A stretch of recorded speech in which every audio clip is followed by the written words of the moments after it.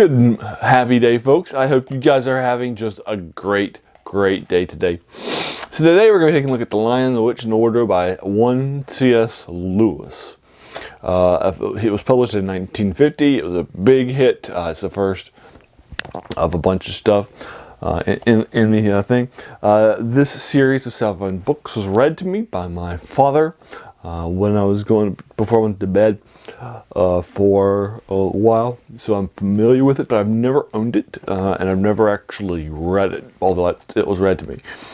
So I wanted to check it out and go back to it and read it as an adult. And one of the benefits of reading these sort of smaller children's novels is that they're actually pretty quick. This one's 208 pages. It didn't even take me 3 hours for me to read it. So you could easily read it in a day. I read it in 3. I did an hour a day and easily knocked it out in 3 days. I finished it yesterday for the first time by reading it and the second time by having it read to me, if that counts, when I was a kid. But there was a big difference. You know, I'm obviously very familiar with The Lion, the Witch, and the Wardrobe. And I obviously have watched the movies, and I've, talked about the novel and so forth, but I never actually read it, and I've certainly never read it as an adult. And going back and reading these things are a lot of fun, and I enjoyed that. Now we're going to be taking a look at this series. My goal is to knock out the whole series, the Chronicles of Narnia, for you. Now here's the thing: it is published in a different order than chronological, because there are preludes and they're in different orders. So the publication order of them says that The Lion, the Witch, and the Wardrobe is supposed to be read second. It's the number 2 book in the series. You can see the number right here. I have not read it second. I am reading it not in chronological order, but in publication order. I feel like that's more organic to read the story. The Lion, the Witch, and the Wardrobe was published first. You should read it first. Prince Caspian was published second. Even though it's the 4th book of 7 chronologically, it should be read second. Voyage of the Dawn Treader should be 3rd. You get the idea. And that is how I'm going to be reading them. We're reading in publication order. I think there's a few good reasons to do that. And here, let me give you just one good example. Okay. Here is The Crystal Shard by R.A. Salvatore. This is the first novel in a series that features Tristo Erden and was a big hit in fantasy for a long time. It hit the top 10 charts in a lot of places. It was a big selling book. All right. And then after he wrote the first trilogy, he went back and wrote a prelude trilogy. And the rest of them were sequels thereafter of the first trilogy. I think that is the most organic way to read the Tristo Erden series, because that's the way it was written. If you start with the first book in the trilogy, then that's the 4th book that features the character. And the character is actually very different in the preludes than it is in the first book. In the first book, Tristo Erden is this happy-go-lucky elf. And also, R.A. Salvatore's writing has improved too over time. The first book, it's not really that good. When you go back to it. He's my favorite author for a long time, so I feel very comfortable saying it. When you go back and read it, there are some issues with that book. I wouldn't even give it a 5. I probably would give it a 6 because it's a good idea, and it resonated with a lot of people. Maybe 6.5 if I'm lucky. Although I haven't gone back and read it for like 5 or 6 years, still the point stands. And so reading it from the first book that was written through, I think that was fun. Also, when I was in school, I had a friend named Stephen. Stephen was big into fantasy literature, like a lot of the people that were in the Gifted program. This is in Southern West Virginia, and we had all read the Dragonlance Chronicles, the first trilogy, except for Stephen. A lot of us had read a lot of the other things that were in the Dragonlance series as well. And the first Dragonlance trilogy, Dragons of Autumn Night, Dragons of Winter Night, Autumn Twilight, Dragons of Winter Night, and Dragons of Spring Dawning. And we had all 3 read it. Everybody else in the Gifted program had read it. And we had recommended it to Stephen very, very heavily. But there are some preludes that were written by different authors. And he said, I want to read the preludes first. So he read the preludes first. I'm like, why would you read the preludes first? They're not as good. They're written by different authors. They're not as good. Why would you read the preludes first? Because that's the chronological order. And I understand why somebody might want to read the first book, but I think it's better to read the story organically, even if that means in publication order, that they're not in the same order. So I'm not going to be reading them in the order I'm being told to by the people that are giving me this series. I'm just going to be reading it in the publication order instead.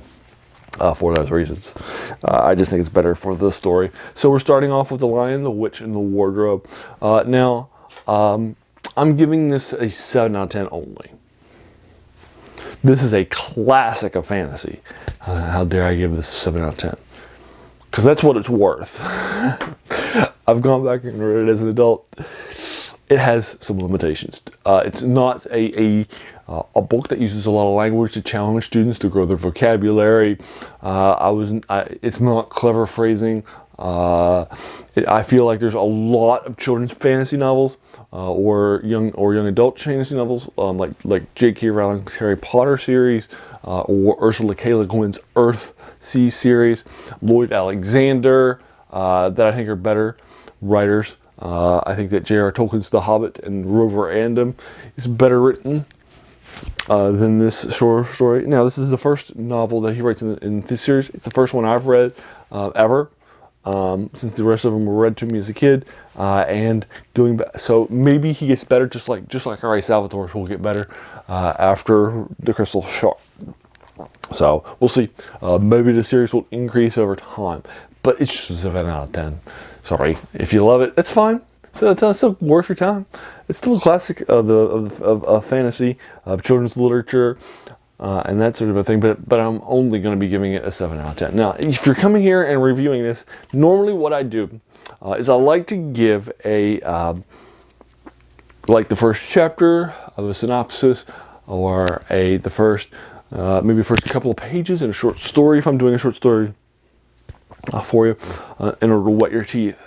But I'm sure that you're familiar with the plot of The Lion, the Witch, and the Wardrobe, where it's set during World War II.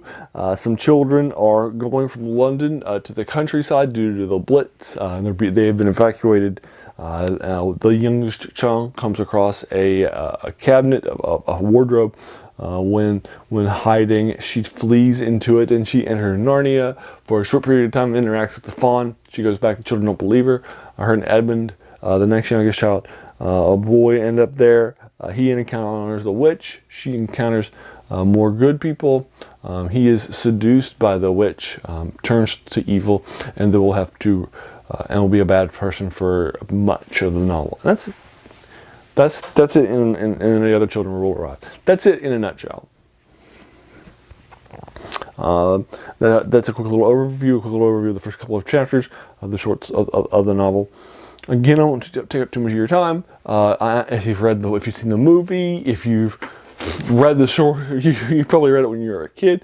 There are also other movies that have been done for like PBS, BBC.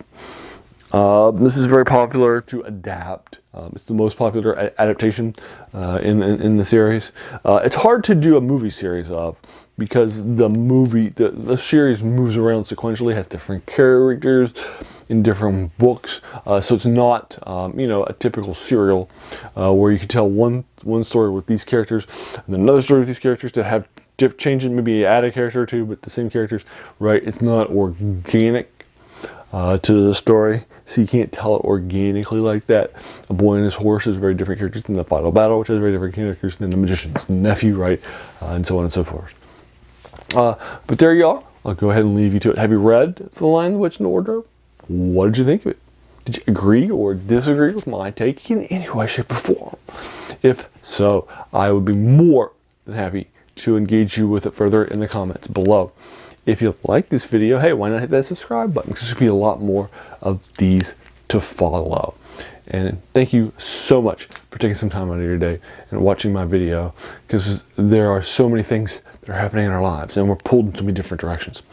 So the fact that you spent this time with me is incredibly humbling, and I appreciate it. So thanks again, and have a great day.